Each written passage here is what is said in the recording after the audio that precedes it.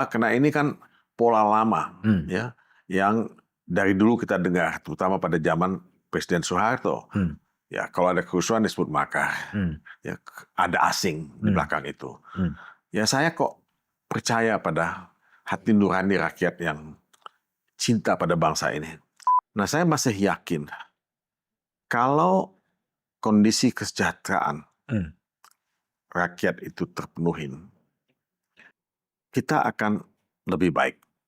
Kalau penegakan hukum yang dikatakan tumpul ke atas, tajam ke bawah. Kalau aparat penegak hukum, terutama polisi, tidak dijadikan sebagai alat kekuasaan, keadaan akan lebih baik. Prahara Agustus ini membawa kita kembali ke 98 ya? Ya, ini wake up call. Wake up call. Ini wake Bukankah up. sudah kembali semuanya ke situ? Sudah kembali memang. Kalau dalam bukunya The Jokowi Presidency itu dikatakan bahwa ya ini revival of authoritarianism. Ya, dalam tulisan-tulisan di dalam itu dikatakan bahwa ini adalah ya kembalinya Orde Baru.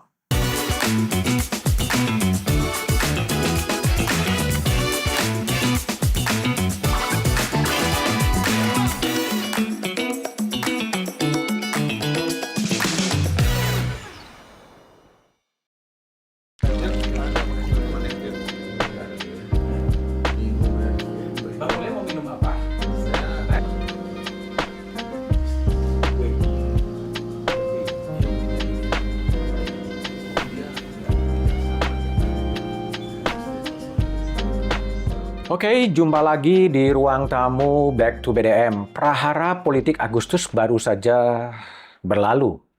Tapi masih ada kecemasan apakah bakal muncul lagi atau tidak.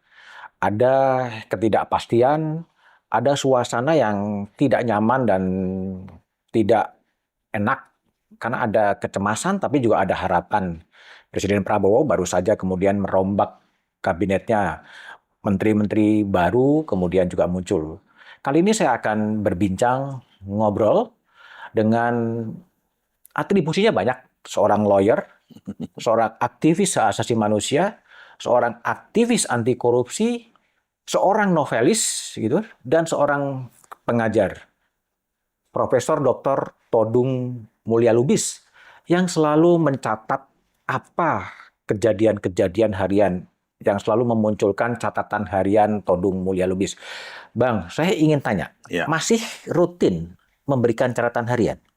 Masih, sebab saya tidak melihat media akan mampu menampung dan mencatat, memberitakan banyak hal.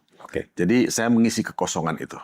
Nah, kalau boleh saya tahu di spill sedikit, apa catatan Bang Mulya terhadap situasi sekarang ini?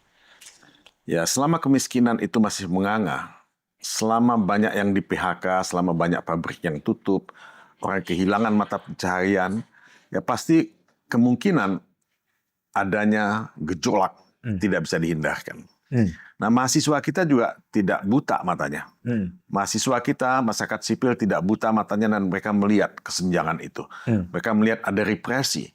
Dan ketika ruang-ruang kebebasan sipil semakin menyempit, ya tidak ada jalan lain selain melakukan demonstrasi. Dan demonstrasi ini kan adalah bagian dari kebebasan menyatakan pendapat. Tentu tidak boleh ada anarkis, tidak boleh ada ya perusakan-perusakan. Nah, cuman kan ini yang sulit ya, karena pengalaman saya sejak Malari dulu tahun 1974. Saya ikut demo tuh dari UI jalan kaki sampai ke Trisakti. Dan tertib damai, tidak ada masalah. 74 ya? 74, tanggal 15 Januari persis. Jalan cukup jauh dan saya semangat. Dan banyak yang semangat. UI Salemba ya? UI Salemba. Nah, ketika pulang dari Trisakti, kita jalan lagi. Dan ketika itulah provokasi dan perusuh-perusuh itu masuk ke dalam barisan.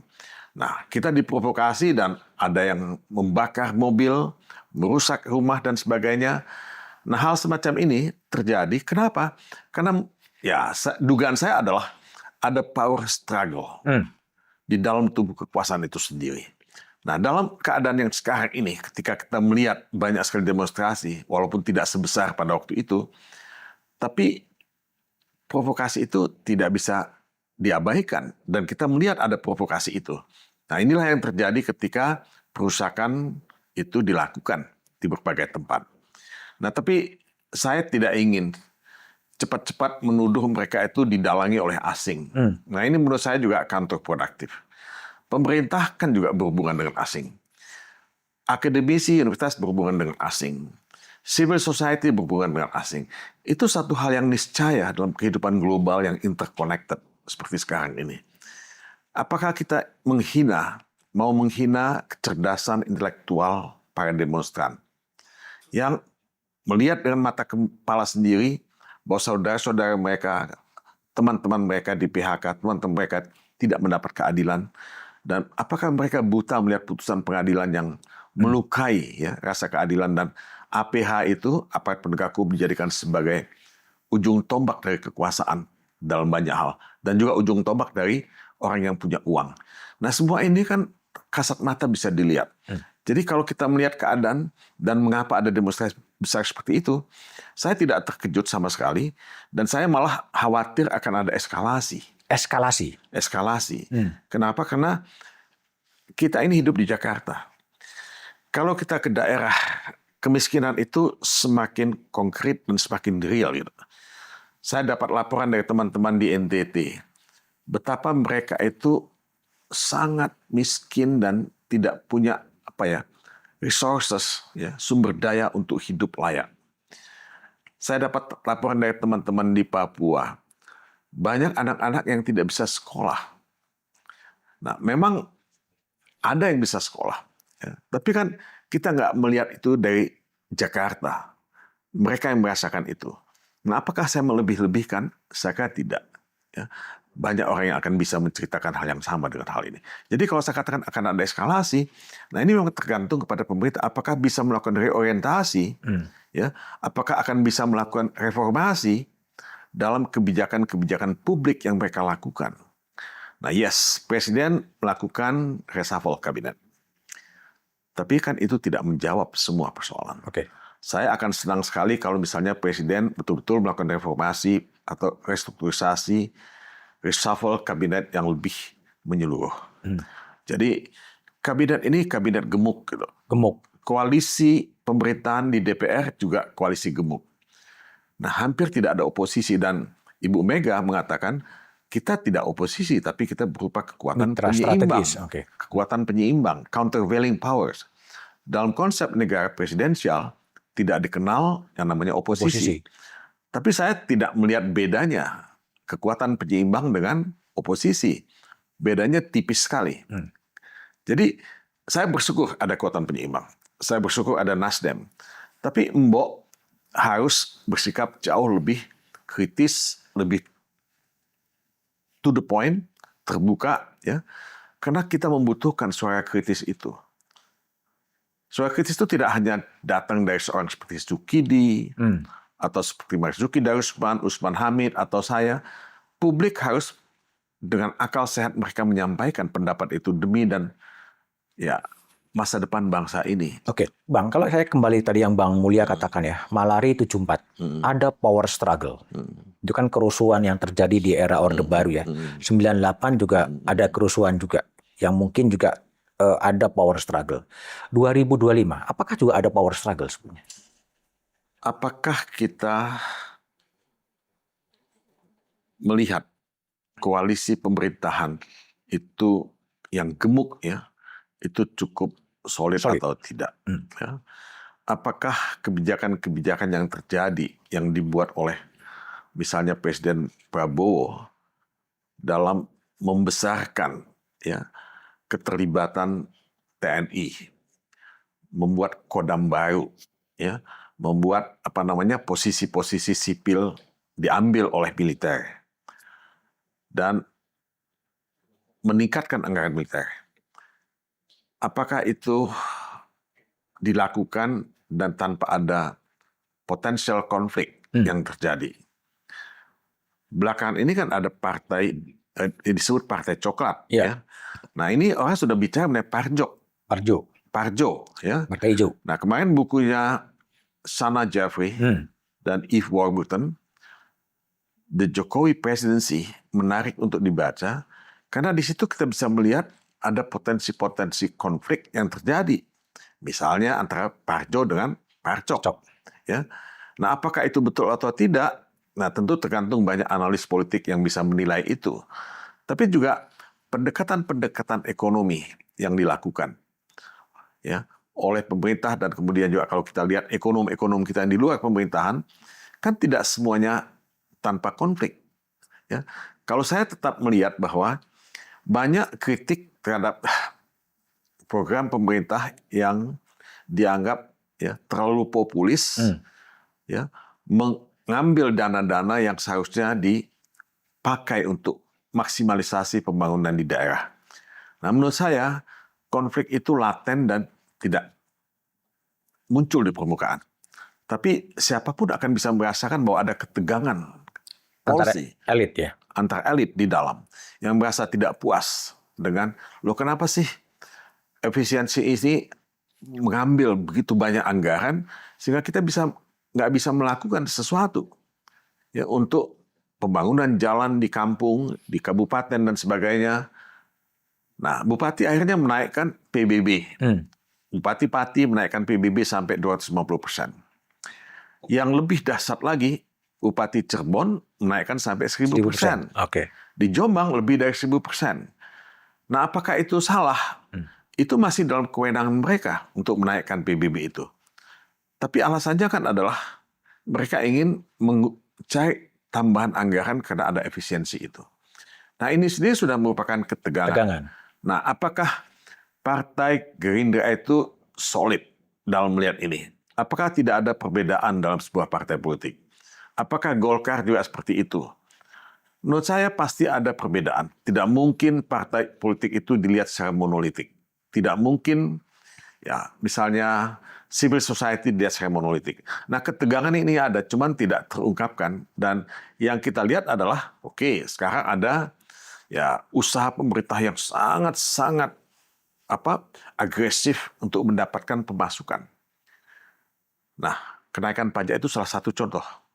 Dan mungkin pajak itu juga akan naik pada tingkat pusat. Nah, kalau kita mengkritik pengusaha-pengusaha kita melakukan ekstraktif, ya, industri, hanya bisa nambang. Pemerintah kan juga begitu. Melakukan ekstraktif policy, dalam artian ya naikin pajak di mana-mana. Nah, ini pemerintahan ekstraktif sekarang ini. Jadi menurut saya kita tidak membangun basis industri, ya, manufacturing base yang bisa menciptakan lapangan kerja. Kita lebih tergantung pada ekspor-ekspor yang ya bukan karena keahlian, bukan karena skill, bukan karena teknologi, menggali dari tanah, mengekspor batu bara. Makanya saya melihat transisi energi itu akan mandek, akan macet. Oke, Bang, sebentar sebelum sampai ke sana. Tapi ketika Prabowo merespon ketika terjadi prahara Agustus, menyebutkan bahwa ini adalah upaya makar. Bang Mulya melihat ada indikasi-indikasi makar yang terjadi pada akhir Agustus ini. Saya melihat demonstrasi itu genuine. Saya melihat teman-teman yang turun ke jalan punya kecintaan dan itikat baik untuk memperbaiki keadaan. Nah, bahwa ada huru-hara, ada ketegangan, ada yang jadi korban, itu tidak otomatis bisa digunakan untuk mencap mereka melakukan makar. Nah, menurut saya sulit untuk mengatakan ya telah terjadi atau ada indikasi makar, karena waktu zaman Orde Baru juga, Mas Budiman ya, saya ingin tanya, Soeharto jatuh pada bulan Mei tahun 1998. Apakah karena ada oposisi akan melakukan makar? Menurut saya enggak. Ya, apakah ada kekuatan-kekuatan yang betul-betul powerful yang menggulingkan kekuasaan Soeharto yang begitu hebat? Enggak. Soeharto jatuh by default karena keadaan krisis ekonomi. Nah, sekarang juga menurut saya tidak ada sih partai atau kekuatan massa, serikat buruh atau serikat atau organisasi agama dan mahasiswa yang punya organisasi yang kuat. Mereka ini hanya kekuatan moral. Kekuatan moral yang ya tidak akan permanen gitu. Karena mahasiswa pada akhirnya ketika dia lulus, dia akan gabung dengan perusahaan, dia akan masuk pemerintahan, akan masuk partai politik. Jadi sulit untuk melihat ada satu organized power, baik dalam tubuh mahasiswa maupun dalam tubuh masyarakat sipil, yang potensial bisa menggulingkan kekuasaan. Yang bisa menggulingkan kekuasaan adalah krisis ekonomi itu sendiri. Oke. Kalau di negara Amerika Latin, kalau di Thailand, ya tentara yang menggulingkan kekuasaan.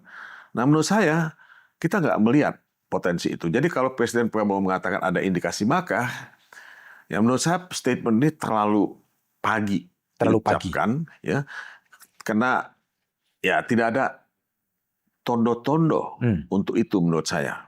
Ya, bahwa banyak korban, iya. Bahwa akan ada eskalasi mungkin. Tapi pemerintah jauh lebih kuat, jauh lebih siap, dan ya seharusnya tidak terlalu khawatir. Ya. Atau ada masukan-masukan dari intelijen yang mengatakan memang ada indikasi-indikasi makar sebenarnya? Saya nggak bisa jawab. Apakah kerusakan yang terjadi itu bisa disimplifikasi sebagai bukti bahwa ada indikasi untuk melakukan makar? Ya, menurut saya enggak. Ya, menurut saya enggak. Jadi saya ingin beritikan baik, ya, berprasangka baik bahwa ini semua genuine karena perasaan tidak puas, perasaan ingin Indonesia lebih baik, ya, dari semua mahasiswa, semua serikat buruh. Dan menurut saya tuntutan mereka wajar walaupun tidak semuanya bisa dipenuhi. Kalau teman-teman buruh minta supaya UMR-nya dinaikkan, Mas Budiman, hidup mahal. Mahal. Ya. Jadi dengan gaji yang kecil itu, apakah mereka cukup bisa hidup layak? Angka kemiskinan kita, kalau kita pakai data BPS, memang kecil. Tapi kalau kita pakai angkanya Bank Dunia, angka itu sangat besar. Nah, jadi menurut saya, untuk hidup layak dalam kondisi ekonomi seperti ini, itu sangat sulit. Ya. Dan kita saja, ya saya pribadi yang punya law firm, merasakan bahwa bisnis itu betul-betul mandek. Jadi untuk mendapatkan pekerjaan dalam zaman sekarang, itu susah. Jadi saya melihat ya ini ketidakpuasan kolektif yang melahirkan kemarahan kolektif, tapi untuk disebut makar, menurut saya jauh dari itu. Masih jauh. Kan banyak skenario yang kemudian mencoba melihat helikopter view soal Prahara Agustus. Prabowo mengatakan ini makar. Ya. Ada analisis yang lain mengatakan ini perang antara kelompok A dan kelompok B. Ya, ada yang mengatakan faksionalisasi di tubuh elit sendiri yang terjadi. Nah, kalau spekulasi atau teori dalam tanda petik ini dibiarkan, orang kan kemudian berimajinasi sendiri-sendiri itu. Apakah hal yang demikian tidak perlu kemudian diklarifikasi, diteliti? Apa yang sebenarnya terjadi pada Prahara Agustus itu? Saya setuju 100% bahwa perlu ada klarifikasi.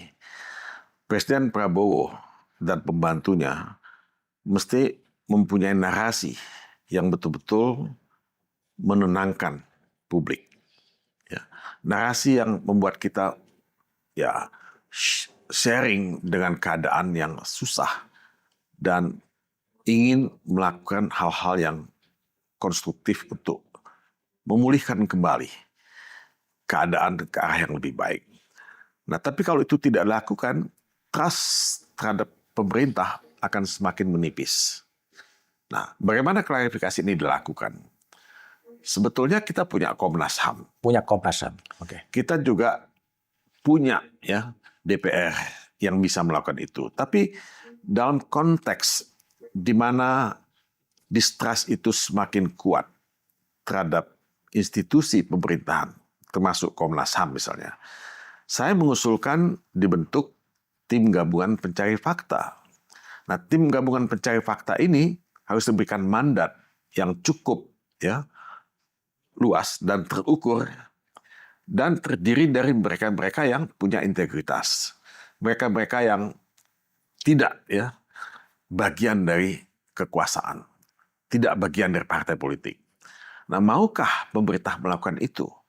Nah, kalau pemerintah mau melakukan itu, banyak orang yang bisa diajak untuk ikut. Ada orang seperti Sukidi, ya, yang saya kira pasti akan punya pengamatan yang jernih mengenai hal ini. Ada Profesor Sulis misalnya, bisa diajak. Ya. Nah, banyak lagi yang lain ya, yang bisa dilibatkan dalam hal ini. Dan menurut saya Presiden Prabowo harus berani mengambil keputusan untuk melakukan itu. Sebab kalau tidak, orang akan berspekulasi, orang akan berkonspirasi bahwa ini ada sesuatu di balik ini.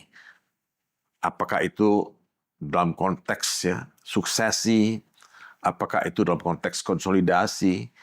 Tapi saya percaya, saya ini Mas Budiman ya, dulu waktu saya masih di LBH, berkali-kali bertemu dengan Profesor Sumitro Djohadikusumo. Profesor Sumitro yang bekerja, memiliki Indoconsult waktu itu. Saya dijemput berapa kali naik mobil oleh Pak Mitro. Diajak makan. Dia sedang makan Itali. Saya diajak makan. Cerita banyak. Memang kecintaannya terhadap Indonesia itu saya tidak ragukan. Ya. Dan dia memang punya ideologi kesejahteraan. Welfare state itu ada pada Pak Mitro. Nah katanya Pak Prabowo ini menjalankan mimpi ayahnya. Alhamdulillah. Tapi mimpi itu kan mesti diterjemahkan. Pasal 33 Undang-Undang Dasar 45 yang menjadi dasar dari politik kesejahteraan kita itu harus diterjemahkan secara sangat aktual dengan keadaan sekarang. Pasal 34 juga menjamin negara kesejahteraan. Kemudian pasal 28 Undang-Undang 45. Di situ misalnya hak untuk mendapatkan pendidikan. Itu jelas di situ. Nah, kita ini punya Perlinsos, Perlindungan sosial yang turunannya itu dalam berbagai bansos. Kalau saya baca buku mengenai bansos, Mas Budiman, itu kan bansos itu sudah ada sebetulnya pada zaman Presiden SBY, pada zaman Presiden Habibie. Ya, bentuknya dan namanya beda-beda. Jumlahnya mungkin sudah ada 97 bentuk bansos dalam sejarah kita. Nah, kalau kita melihat negara kesejahteraan, dan saya kira Profesor Sumitro memahami ini, yang ada itu paling utama adalah pendidikan, healthcare, kemudian pekerjaan, dan pensiun. Nah, saya pernah tanya pada Sri Mulyani, waktu dia masih menjadi Menteri Keuangan, Sri, kalau pensiun itu dalam konteks Indonesia, itu hanya pegawai negeri, hanya ASN, polisi, militer, anggota DPR. Nah, itu petani dapat pensiun nggak? Nelayan dapat pensiun nggak? Pengemudi ojol itu dapat pensiun nggak? Nah, makanya kalau kita ngomong pensiun, kita sebenarnya ada istilahnya old age pension, pensiun hari tua. Nah, kita ini terbatas kepada mereka-mereka yang sudah bekerja. Nah, bansos misalnya, Mas Budiman. Apakah bansos itu konsep yang tepat? Karena kalau menurut saya bansos itu tidak tepat. Bansos itu charity. Bantuan. Dan memang kalau lihat konsepnya, itu ditujukan kepada 40% penerima manfaat. Indonesia ini 100% penduduknya. Nah, apakah mereka yang middle class nggak dapat? Apakah yang kaya nggak dapat? Seharusnya mereka dapat. Cuman kan mereka tidak dapat pada waktu mereka masih bekerja. Mereka masih mampu. Tapi untuk kesehatan mereka dapat loh. Siapapun yang middle class, yang kaya, kalau dia ke rumah sakit pemerintah, dia harus yang gratis. Anak-anak, ya, sekolah juga gratis. Segala macam itu. Nah, tapi kan mereka bayar pajak yang tinggi. Ya. Pajak yang tinggi ini yang dijadikan sebagai modal resources untuk membagi-bagi dana kesejahteraan itu. Nah, kita karena konsepnya masih charity, bansos itu hanya untuk 40% masyarakat kita yang kita anggap miskin atau tidak beruntung, marginal. Ya. Nah, jadi konsep ini yang mesti dibangun oleh Presiden Prabowo. Bagaimana sistem negara kesejahteraan itu dikembangkan dalam satu konteks nasional Indonesia yang karena tidak ada copy paste di sini. One size fits all itu nggak jalan. Kita beda dengan Eropa yang mungkin ya masih sangat individualistis ya dalam banyak hal. Nah kita ini budaya gotong royong, budaya saling tolong menolong, mangan orang mangan pokoknya kumpul dan sebagainya. Nah ini kan manifestasi kesejahteraan yang dilakukan secara kolektif kultural pada tingkat bawah.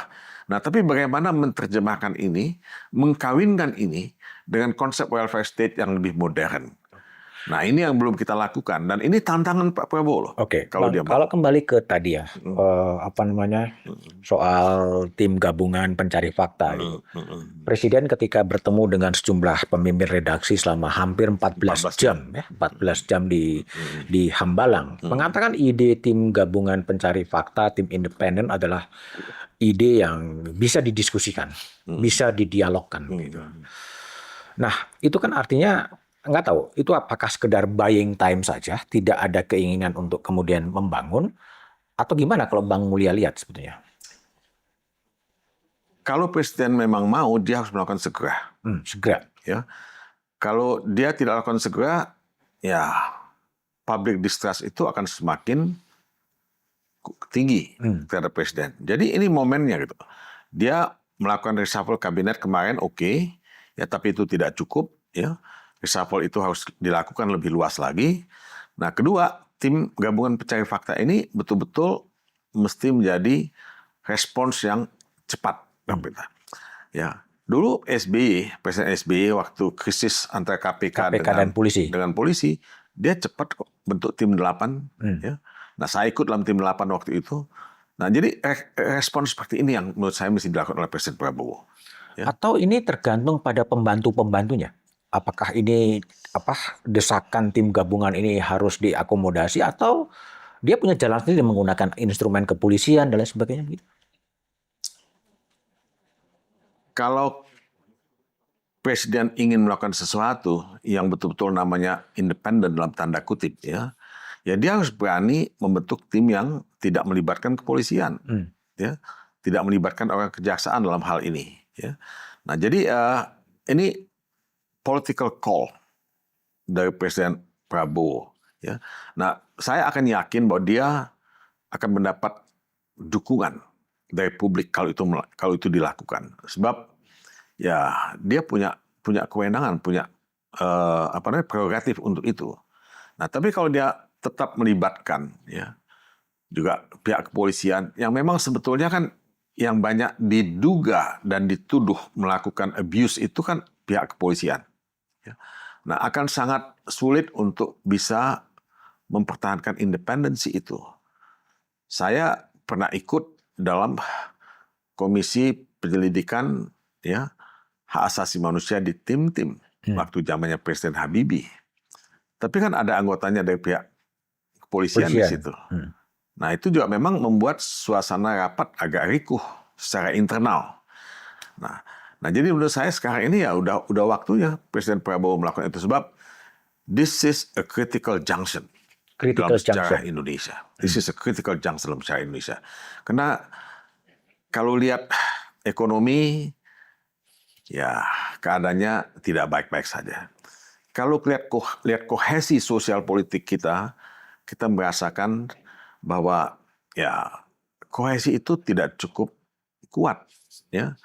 Karena partai politik sendiri, ya tadi sebelum kita mulai, Mas Budiman sudah mengatakan bahwa, loh kok partai politik tidak bicara soal kerusuhan itu? Ya kan? Kok organisasi keagamaan tidak bicara? Yeah.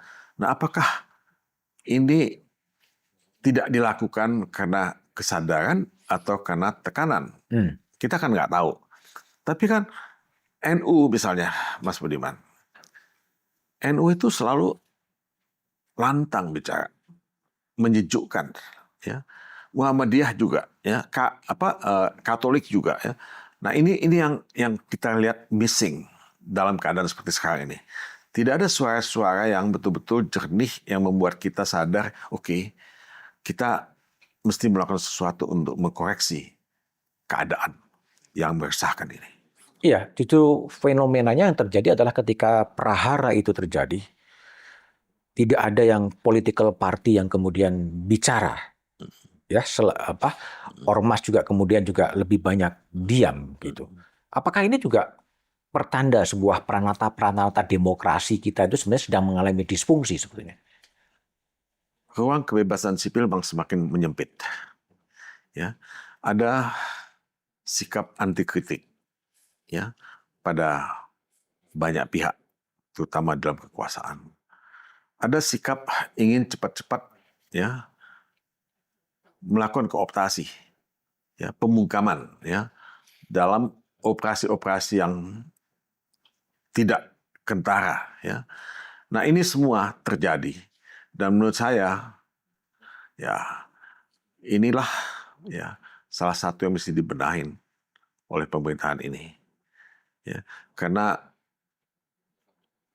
tidak mungkin tertutup dalam keadaan yang sangat, ya, terbuka secara digital sekarang ini. Semua akan tahu. Jadi menurut saya, ya, Presiden Prabowo, ya, berada dalam posisi yang harus betul-betul menyadari this is a critical junction. Dia harus lakukan sesuatu untuk, ya, memperbaiki keadaan dan mengembalikan kembali trust dari publik itu. Kalau kita amatin kira-kira 16 jam ketika prahara Agustus itu kan terkesan adanya semacam vacuum of power. Siapa yang memegang kendali keamanan di ibu kota. Sampai kemudian rumahnya Menteri Keuangan Sri Mulyani harus dijarah oleh massa tanpa ada perlindungan apapun. Sampai kemudian gimana menjelaskan apakah betul vacuum of power, nggak ada siapa yang bertanggung, apakah ini tetap polisi, apakah setelah Arfan tertabrak, bagaimana menjelaskan situasi ini sebetulnya? Ya, memang sulit memahami mengapa terjadi rumah seorang Menteri Keuangan dijarah, rumah anggota-anggota DPR dijarah. Memang mereka mengeluarkan pernyataan-pernyataannya yang ditafsirkan melukai rasa keadilan. Ya. Tapi polisi kan punya kewajiban untuk menjaga ketertiban dan keamanan. Tidak boleh siapapun termasuk musuh kita, ya, dilakukan seperti itu. Tidak boleh pengadilan oleh massa itu dijustifikasi, dibiarkan. Nah, ini kan kelihatan seperti ada omission, ya, pembiaran dilakukan. Ya. Nah, apakah itu indikasi dari vacuum of power seperti dikatakan oleh Mas Budiman tadi? Ya, menurut saya bisa dikatakan vacuum of power, tapi bisa juga dikatakan bahwa ini adalah, ya, ketidaksiapan pemerintah menghadapi itu. Ya, gamanglah menghadapi keadaan seperti ini. Karena ini mungkin ini demonstrasi yang paling besar yang dihadapi Presiden Prabowo sejak dia menjadi presiden. Tapi kan polisi sudah punya pengalaman. TNI juga sudah punya pengalaman. Seharusnya ini bisa diantisipasi. Nah, yang saya takut itu adalah provokasi-provokasi yang terjadi, yang dilakukan, yang menimbulkan sakwa-sangka dan kecurigaan bahwa ada yang bermain dalam penjarahan ini. Ya. Nah, kalau lihat jumlah yang mereka menjarah, sebetulnya sih masih manageable untuk bisa diamankan. Tapi kan omisi itu seperti terlihat, ya, kasat mata dalam hal ini. Jadi kalau saya melihat, ya, ada sesuatu yang misterius yang tidak bisa dijelaskan, ya, apalagi secara publik seperti ini. Dan oleh sebab itu tim gabungan pencari fakta mempunyai legitimasi untuk didirikan, ya, atau dibentuk oleh Presiden Prabowo. Ada yang, kalau Bang Mulya lihat gimana ya? Ini kan dari Jakarta, kemudian serangan-serangan itu ke berbagai daerah, gedung Gerahadi, Cagar Budaya di Surabaya dibakar, ya kan? Gedung DPRD di Sulawesi Selatan kemudian dibakar, dan sejumlah tempat semuanya sporadis atau sistematis, seperti nggak tahu.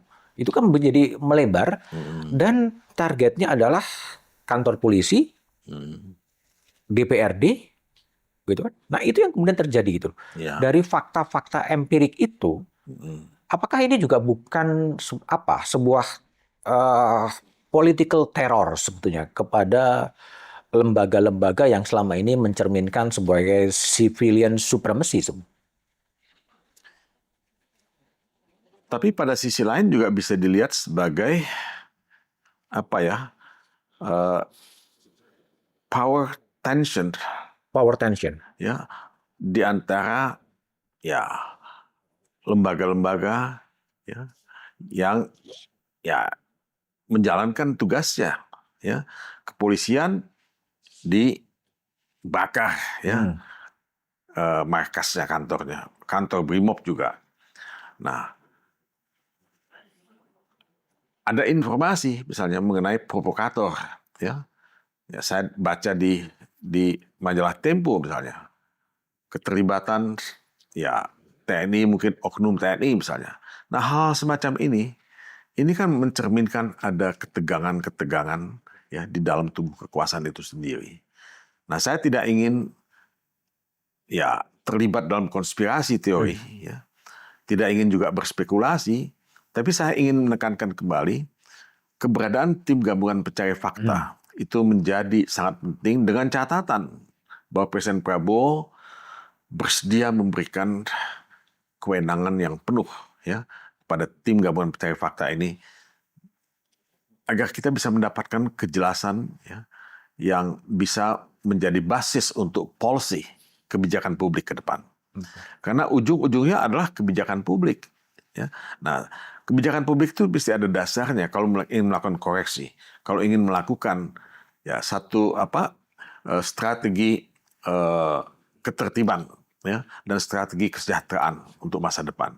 Nah, ini jalan yang menurut saya semakin mendesak. Tadi Mas Budiman mengatakan mungkin komisi independen, ya. Ya saya sih tidak terlalu punya keberatan yang prinsipil.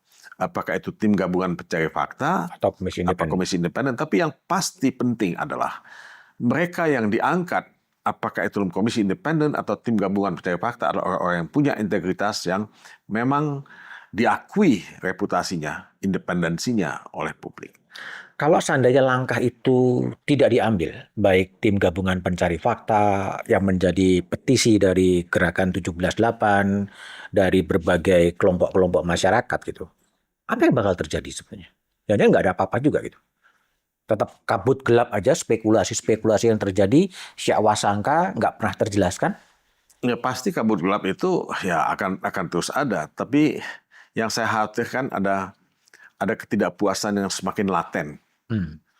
Ketidakpuasan semakin laten, kemarahan yang semakin laten yang bisa berujung pada eskalasi-eskalasi. Nah, kalau ekonomi kita berjalan baik, kalau ekonomi kita pulih kembali, ya orang kembali mendapatkan lapangan pekerjaan. Mereka bisa melihat, beras tersedia, harganya tidak naik. Gula ada di pasaran, harganya masih bisa dijangkau. Anak-anak masih bisa sekolah. Nah, mungkin itu akan bisa ya meredam eskalasi itu.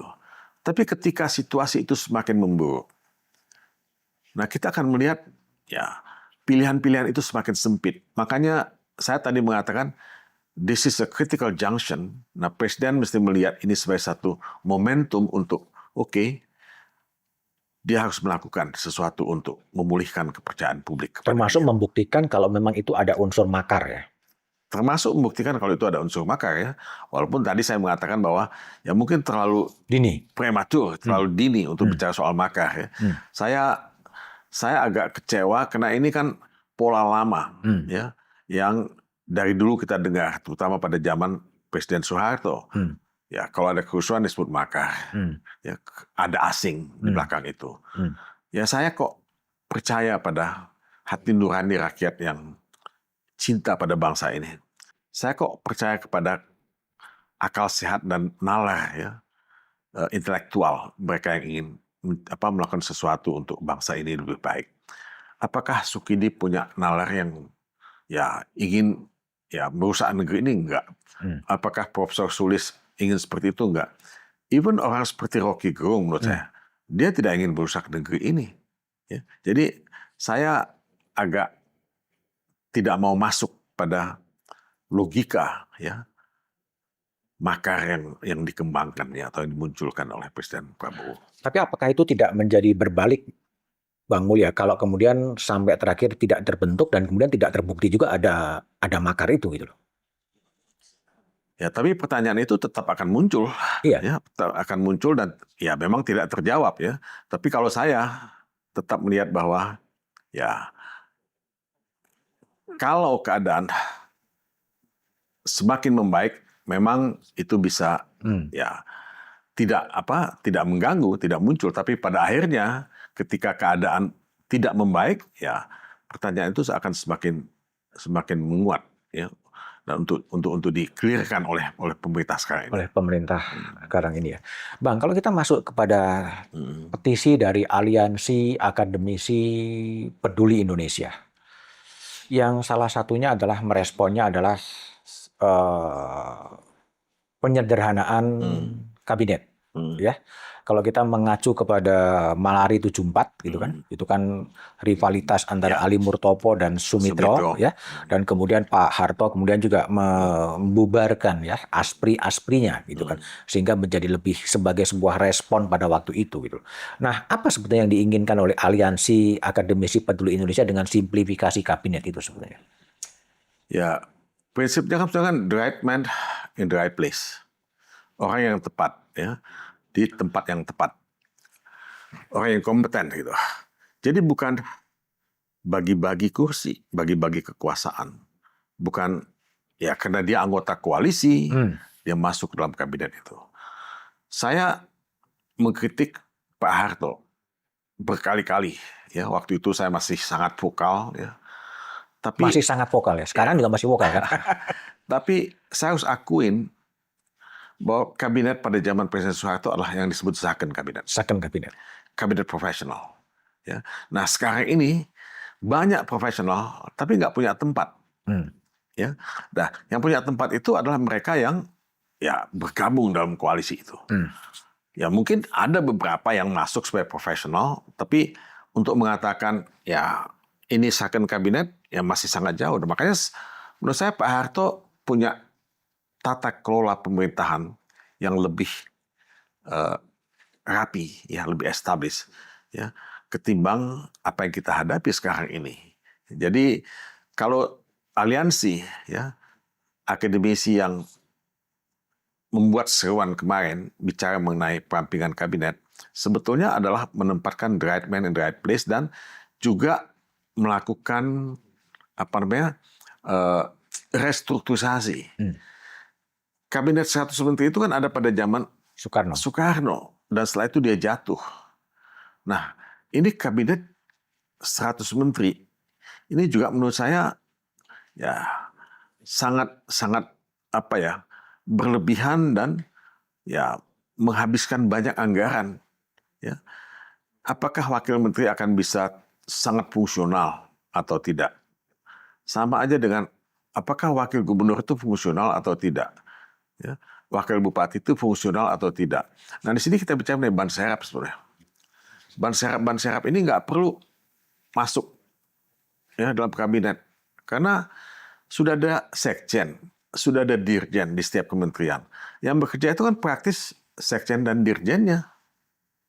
Nah selama tata kelolanya baik, selama governance-nya baik, ya itu akan jalan kok. Siapapun menterinya.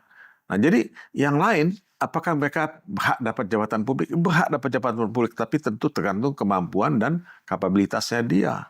Kan banyak tempat yang lain juga, ya, yang bisa diduduki oleh mereka itu. Ya. Dan saya terus terang melihat bahwa koalisi ya yang memang ada dan mungkin akan tetap ada dalam sistem multipartai seperti di Indonesia ini.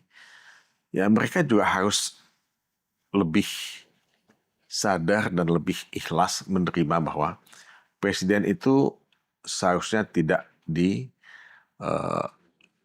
bebani, ya, dijejali dengan permintaan-permintaan. Oh, saya mesti harus dapat sekian banyak kursi, saya mesti harus dapat kursi yang ini, kursi yang itu. Menurut saya teman-teman di partai politik juga harus lebih menyadari hal semacam ini untuk lebih punya nalar dan akal sehat yang bisa mendikte dan membimbing apa yang mereka inginkan. Jadi simplifikasi kabinet atau penyederhanaan kabinet itu sebenarnya bisa dibaca sebagai sebuah tindakan simbolik ya, bahwa pemerintah itu memang mendengar aspirasi publik gitu kan, sehingga dia kemudian melakukan perampingan kabinet. Ya itu respons yang dibuat oleh Presiden Prabowo, ya sebagian tentu kita bisa tafsirkan sebagai ya jawaban terhadap seruan yang dilakukan oleh aliansi akademisi itu. Tapi kan yang diinginkan oleh aliansi akademis tidak semata-mata ya penggantian orang, tapi juga perampingan dalam artian ya mengurangi ya dan juga menempatkan orang-orang yang profesional dalam bidangnya. Nah ini yang diinginkan ya. Nah tapi saya lihat kita belum mendapat jawaban yang ya pasti mengenai hal ini. Jadi ini baru satu langkah awal, tapi dibutuhkan langkah yang lebih tegas dan lebih konseptual. Bang, ada juga yang perkembangan terakhir putusan Mahkamah Konstitusi ya, yang menyebutkan bahwa menegaskan bahwa menteri dan wakil menteri itu kemudian tidak boleh merangkap sebagai komisaris BUMN. Meskipun Mahkamah Konstitusi mengatakan 2 tahun lah, diberikan waktu 2 tahun. Apakah memang kalau menurut Bang Mulya harus menunggu 2 tahun sampai compliant? Nah, kalau saya sih pendapat bahwa ketika putusan Mahkamah Konstitusi itu diumumkan, dia berlaku sejak diumumkan. Ya, jadi tidak harus menunggu 2 tahun. Ya. Menurut saya ini terlalu kompromistis. MK-nya? Ya, MK-nya ya memberikan waktu 2 tahun. Ya. Nah, jadi ya Presiden sebetulnya sih tidak perlu mengikuti putusan Mahkamah Konstitusi dalam jangka waktu ini. Ya langsung aja diperintahkan supaya tidak ada rangkap jabatan ya, sejak putusan Mahkamah Konstitusi dibuat. Karena menurut saya rasional memberikan waktu 2 tahun itu tidak rasional, sama sekali tidak rasional. Ya. Jadi putusan MK itu menurut saya sudah tujuannya baik, pertimbangannya baik ya. Nah, bahwa ada persoalan remunerasi wakil menteri, remunerasi menteri dianggap tidak cukup layak. Nah, itu soal yang bisa diselesaikan oleh pihak Presiden ya dalam perencanaan anggaran yang mereka lakukan. Ya, memang kalau kita melihat menteri-menteri ataupun hakim-hakim ya di negara-negara lain, pasti mereka dapat remunerasi yang cukup memadai. Walaupun tidak tinggi-tinggi amat, Mas Budiman. Tapi kan menjadi menteri itu kan, satu, itu kehormatan. Kedua, it is a matter of choice gitu. Kalau Mas Budiman diangkat jadi menteri Kominfo, satu kehormatan yang diangkat. Tapi kan Mas Budiman juga bisa menolak untuk tidak menjadi menteri Kominfo. Jadi ini yang saya kira sih harus disadari oleh banyak politisi dan banyak orang yang ya menjabat sebagai pejabat ya, termasuk hakim-hakim. Kok komplain gajinya rendah? Loh emang kalau mau gaji tinggi jangan kerja jadi hakim dong. Jangan jadi wamen. Kerja aja di perusahaan swasta yang gajinya lebih tinggi. Nah, tapi kan karena itu kehormatan, karena itu tanggung jawab, dia mau. Tapi kan sikap dia untuk mau menerima jabatan itu harus juga disertai dengan sikap untuk menerima konsekuensi bahwa remunerasi sebagai pejabat publik, pejabat pemerintahan itu tidak semewah remunerasi di perusahaan swasta. Kalau kita mengikuti logikanya Mahkamah Konstitusi, meskipun diberikan waktu 2 tahun, artinya kalau rangkap jabatan itu tetap dipertahankan, berarti itu tidak konstitusional kan sebetulnya? Ya, kalau menurut saya sih iya. Ya. Kalau menurut putusan MK itu kan penjaga konstitusi. Penjaga konstitusi, pengawal konstitusi, dan dia selalu mengacu pada konstitusi. Nah, apakah itu bisa ditafsirkan ya, sebagai tidak konstitusional? Ya, saya kasih bisa ditafsirkan seperti itu. Ya. Sekarang bola itu di siapa? Apakah memang Presiden Prabowo kemudian memerintahkan kepada Rosan sebagai CEO Danantara, kemudian untuk memberhentikan wakil menteri yang menjabat komisaris, atau ya wamen-wamennya itu memilih mau memilih sebagai komisaris BUMN atau mau bertahan sebagai wakil menteri. Ini kan banyak pihak yang sebenarnya menjadi pintu masuk sebetulnya. Jadi artinya kan ada dua pilihan. Satu, bertahan sebagai wamen. Kedua, ya melepaskan jabatan sebagai komisaris. Saya pribadi melihat ya seharusnya yang bersangkutan sudah mengambil sikap. Yang bersangkutan dari wakil menteri itu untuk mundur dari jabatan komisaris itu. Karena sudah ada putusan Mahkamah Konstitusi. Nah, bahwa ada menteri ya investasi ya ketua Danantara ya yang punya kewenangan ya. Nah, dia juga bisa ya mengeluarkan semacam surat edaran ya. Monggo Anda mundur karena sudah ada putusan Mahkamah Konstitusi yang mengikat. Dan itu harus dilaksanakan, harus di-enforce. Ya. Soalnya kan Mahkamah Konstitusi tidak bisa melakukan eksekusi. Enforcement-nya lemah dan banyak putusan Mahkamah Konstitusi yang tidak jalan sebetulnya kalau kita melihat ya. Jadi ya kembali pada manusianya lah. Nah, disinilah kita melihat. Nah, sebetulnya orang yang diangkat sebagai wamen misalnya atau menteri itu tidak sepenuhnya siap gitu ya untuk accountable ya untuk comply dengan hukum yang berlaku termasuk putusan Mahkamah Konstitusi. Nah, ini yang menurut saya harus menjadi perhatian, catatan dari Presiden Prabowo. Oke, niat Presiden Prabowo itu baik, ya. Mungkin melalui menterinya diberikan jabatan-jabatan komisaris pada wakil-wakilnya. Tapi kan ketika kita bicara mengenai negara konstitusi, negara hukum, ya hukum adalah hukum dan konstitusi adalah konstitusi dan itu mesti dipatuhi. Ya. Nah, ini saya kira yang menjadi isu kita dan menjadi ya tantangan kita. Apakah putusan Mahkamah Konstitusi akan kita patuhi atau tidak? Yang terjadi kan pernyataan verbal ya. Jadi wakil menteri yang merakap sebagai komisaris mengatakan kita ikut aturan Mahkamah Konstitusi. Tapi ya pernyataan aja. Tidak disertai dengan surat mengundurkan diri sebagai komisaris atau tidak diperintah untuk melepaskan jabatan komisaris. Jadi ada situasi yang saling menunggu antara wakil menterinya atau pemimpinnya sebenarnya yang memerintahkan itu. Saya melihat kita ini kan dulu juga terbiasa, Mas Budiman, menandatangani fakta integritas.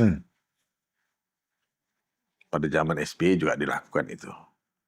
Tapi kan ya tanda tangan fakta integritas kan nggak berarti dia punya integritas, ya kan? Formalitas tadi. Iya. Nah, itu yang terjadi memang. Jadi ya lewat aja tuh. Nah, menteri-menteri yang korupsi diadilin, dihukum, itu kan semua mesti tanda tangan fakta integritas ketika diangkat. Jadi ya menurut saya memang kita ini harus melihat ya banyak double talk ya. Double talk ya. Ya, jadi ya komitmen yang diberikan oleh si A, si B belum tentu ya apa yang dia maui. Jadi double talk semacam ini yang kita bisa lihat dan bukunya The Jokowi Presidency dari Sana Jeffrey dan Eve Warburton itu menjelaskan mengenai double talk. Kita sering salah membaca si A, si B. Ya, setelah kita tahu ya rupanya memang kita keliru membaca dia. Dan itu yang terjadi. Dan kita sering keliru membaca orang. Sangat sering. Ya. Meskipun Mohtar Lubis juga pernah berpidato, itulah sebetulnya kemunafikan kan? Ciri orang Indonesia. Orang Indonesia. Iya. Dan valid berarti sampai dari tahun 74 sampai sekarang ya itulah lain di kata, lain di perbuatan. Iya, betul. Saya kira iya. Bang, kalau sekarang kembali lagi ya, 10 orang sudah meninggal dunia. Kerusakan demikian parah, ya.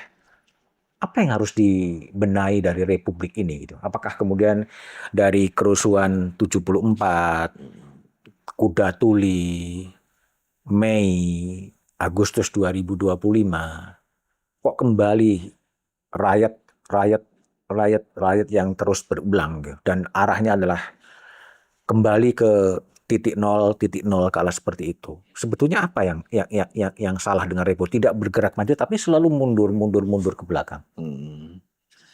Ya saya juga sedih ya.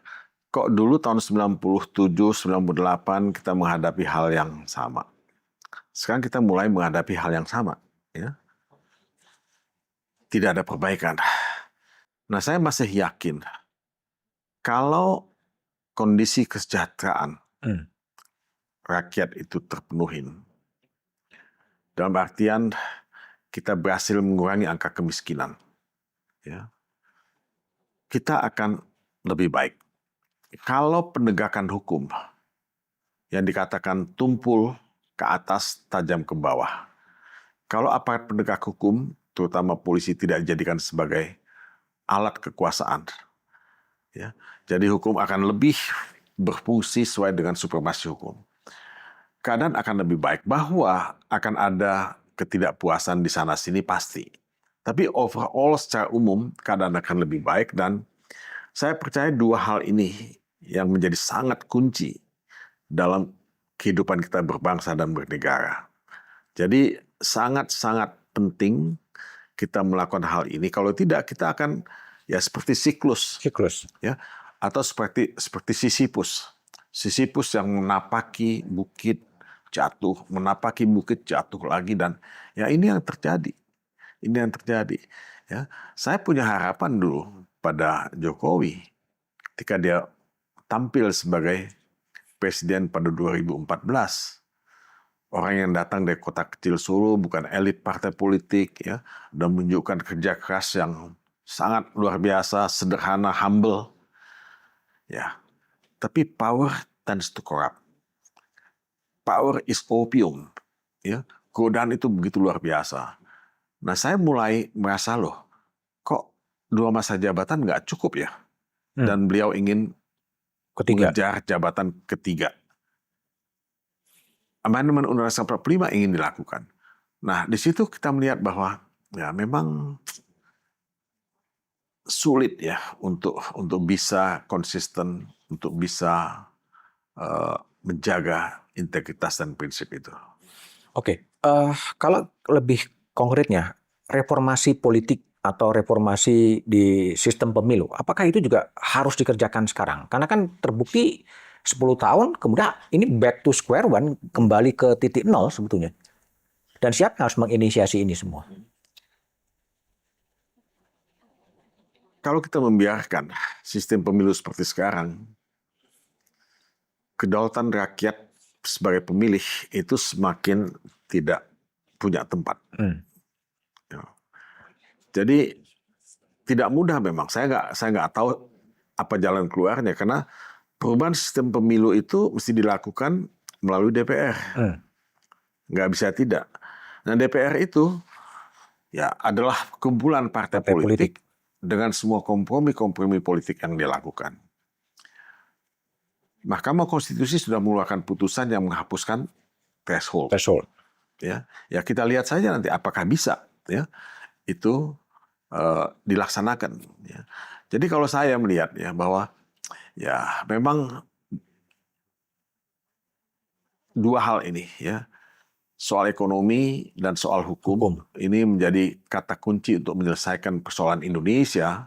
Nah, dari situ kalau kita kembali stabil, kembali melihat ada cahaya di ujung terowongan sana, nah kita bicara mengenai bagaimana mereformasi sistem pemilihan umum, sistem pemilihan presiden dan pilkada dan sebagainya itu, menerjemahkan putusan Mahkamah Konstitusi. Nah itu bisa dilakukan. Sebab saya sedang mengerjakan, Mas Budiman, menulis buku mengenai reformasi elektoral dan amendement konstitusi yang dulu dimulai sebelum 98. Ya, kita sudah punya namanya UNFREL waktu itu. Ya, University Network for Free and Fair Election. Nah, kita punya SETRO. Kita mengusulkan misalnya pemilihan presiden langsung. Kita mengusulkan 2 kali masa jabatan presiden. Kita mengusulkan otonomi daerah yang diperluas. Ya. Nah, kemudian keterwakilan gender yang 30%. Nah, ini usul-usul datang dari civil society waktu itu. Nah, tapi kalau kita melihat pemutihan sejarah yang dilakukan dalam hal sekarang ini, itu as if seolah-olah kontribusi civil society, masyarakat sipil itu tidak ada, Dinegasikan. ya, dinegasikan, dinihilkan. Nah, ini kita sedang menulis buku mengenai hal ini. Kita mengundang misalnya orang seperti Zain Bajeber datang ke kantor, mengundang seperti Lukman Hakim Saifuddin, mengundang Hamdan Zulfa, ya, mengundang yang lain-lain untuk berdiskusi sama kita. Dan mereka mengakui bahwa dinamika perubahan Undang-Undang 45, dinamika reformasi elektoral waktu itu, masyarakat sipil terlibat. Nah, yang saya lihat memang, Mas Budiman, ya, ini penihilan, ya, itu terjadi dalam banyak, ya, pidato dan saya kira dalam penulisan buku sejarah ini. Dan ini yang kita ingin counter dengan penerbitan buku ini, karena itu tidak fair juga, ya. Nah, menurut saya sudah waktunya juga pemerintah melihat bahwa tidak semua orang, ya, harus masuk pemerintahan. Banyak juga yang di luar yang bisa mengerjakan banyak hal, ya. Nah, tapi kan pemerintah perspektifnya sangat linear. Lihat aja ketika ketika presiden memberikan bintang Mahaputra. Saya kira sih hampir 100% itu pejabat semua. Nah, orang seperti Pak Yakub Utama, saya nggak tahu Pak Yakub Utama mungkin udah dapat bintang Mahaputra, ya. Orang seperti Gunawan Muhammad, orang seperti siapa lagi, yang Mohtar Lubis yang baru dapat, ya kan. Nah, banyak orang yang di daerah juga, ya, yang punya kontribusi terhadap bangsa ini. Nah, ini perspektif bahwa penerima Mahaputra, pahlawan adalah mereka yang memanggul senjata, adalah yang pejabat, ya. Itu menurut saya menyesatkan, ya. Nah, ini yang kita mesti coba pikirkan kembali bagaimana, ya, merubah mindset dan perspektif dan paradigma itu. Bang, terakhir, dengan prahara Agustus gitu, menyongsong Indonesia 100 tahun. Bang Mulya masih optimis dengan Indonesia 100 tahun ketika prasyarat soal tim gabungan pencari fakta, komisi independen, ini semuanya dibiarkan menjadi misteri? Saya tetap menuntut tim gabungan pencari fakta itu dibentuk. Ya, kalau tidak, memang ini akan jadi, ya, ganjalan. Ya. Jadi ganjalan buat kita sebagai bangsa.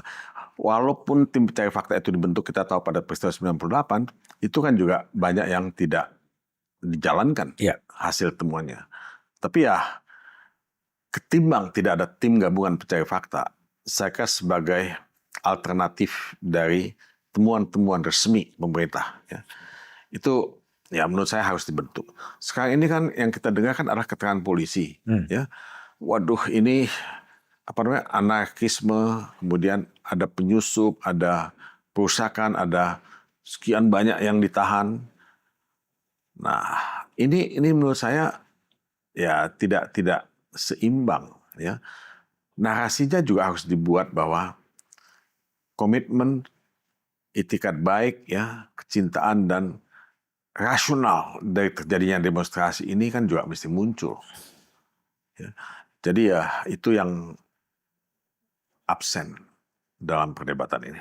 Anda optimis menjelang Indonesia 100 tahun? Ya, saya harus optimis, ya, menghadapi Indonesia 100 tahun, walaupun, ya, saya punya catatan dalam banyak hal mengenai hal ini. Ya. Karena Indonesia negara besar dan, ya, Indonesia punya potensi untuk bisa maju, untuk bisa makmur dan sejahtera. Cuman kan kembali, ya, kita harus berusaha semaksimal mungkin memulihkan trust dan kepercayaan itu, dan mudah-mudahan, ya, penguasa-penguasa kita siapapun dia membuka mata hati mereka untuk melihat keadaan yang lebih baik. Tapi prahara Agustus ini membawa kita kembali ke 98, ya? Ya, ini wake up call. Wake up call. Bukankah sudah kembali semuanya ke situ? Sudah kembali memang. Kalau dalam bukunya The Jokowi Presidency itu dikatakan bahwa, ya, ini revival of authoritarianism. Ya, dalam tulisan-tulisan di dalam itu dikatakan bahwa ini adalah ya kembalinya Orde Baru. Ya. Itu kesimpulan yang mereka buat pada waktu itu. Ya. Dan artinya tidak boleh putus harapan ya untuk tetap memperjuangkan ke arah supremasi sipil dan juga penegakan hukum yang memang lugas dan isu-isu keadilan yang tetap harus dijawab oleh pengurus negara ini. KTP saya Indonesia, Mas Budiman. Paspor saya juga Indonesia. Kan Meskipun pernah jadi dubes di Norway ya. saya nggak pernah punya mimpi untuk tinggal di tempat lain.